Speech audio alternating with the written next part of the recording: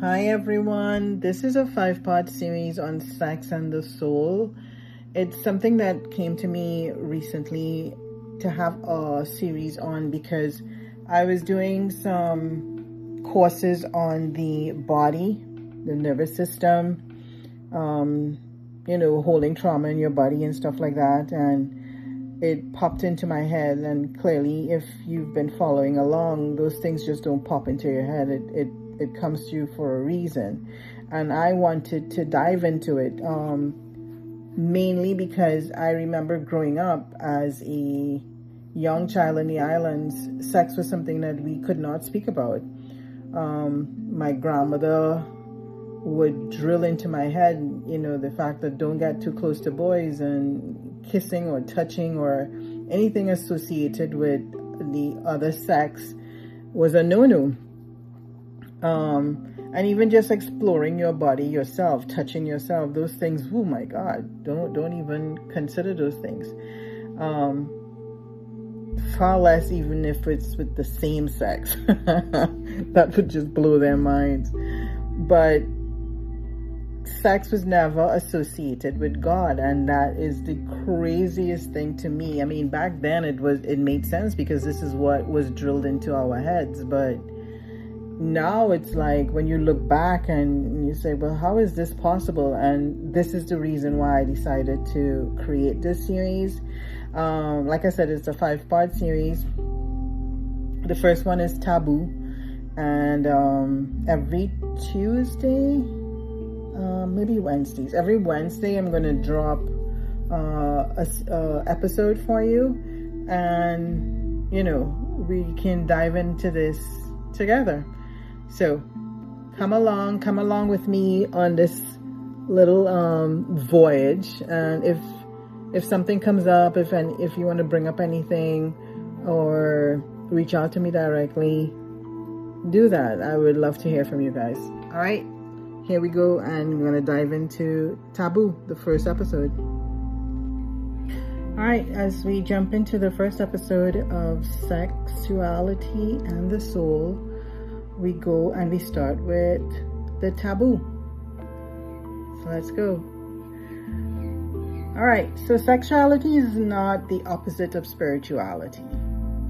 This is something that in my culture, coming from the Caribbean, sexuality and spirituality just did not go together at all. It's one of the places where life most loudly insists on itself. The taboo was never about God, it was about fear. And your body never mistook it for something wrong. Somewhere along the way, someone decided that the body was dangerous, that wanting was weakness, that pleasure was the thing that was separated from the sacred.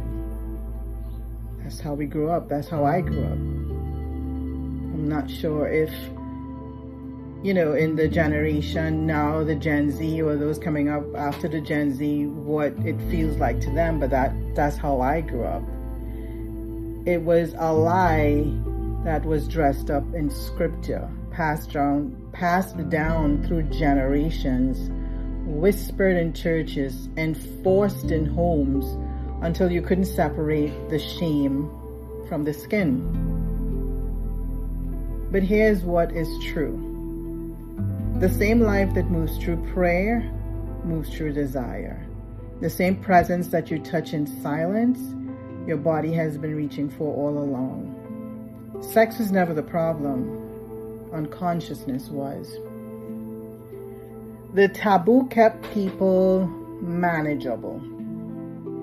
A person who is ashamed of their body is a person who has abandoned themselves. And let me say that again. A person ashamed of their body is a person who has abandoned themselves. And a person who has abandoned themselves is easily to lead.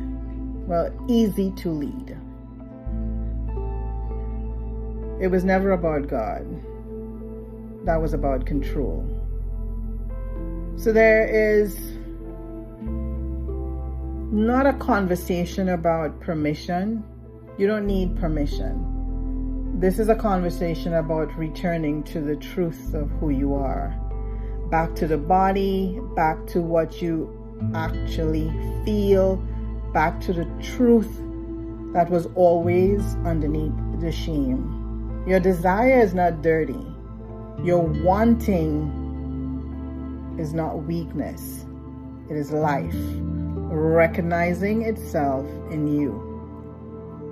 And nobody told you what to do with that wanting, that desire to be held, to have that, that urges to be pleased sexually. Nobody talked about that. So for you, you hid it for yourself. Not that you were weak, but because you were taught that wanting it was the problem. The girl who touched herself in the quiet was made to feel like something was wrong with her, like she had crossed a line that God was watching, like pleasure was not to be. Even alone, it was evidence of a feeling.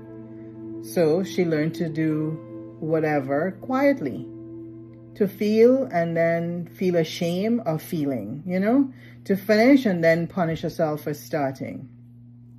That cycle is not holiness. That is a wound dressed up as discipline. And the woman who wanted to talk about it, who had questions, who was curious, or who felt something and needed a language for it, she learned quickly that there was no room for that either. So she swallowed it.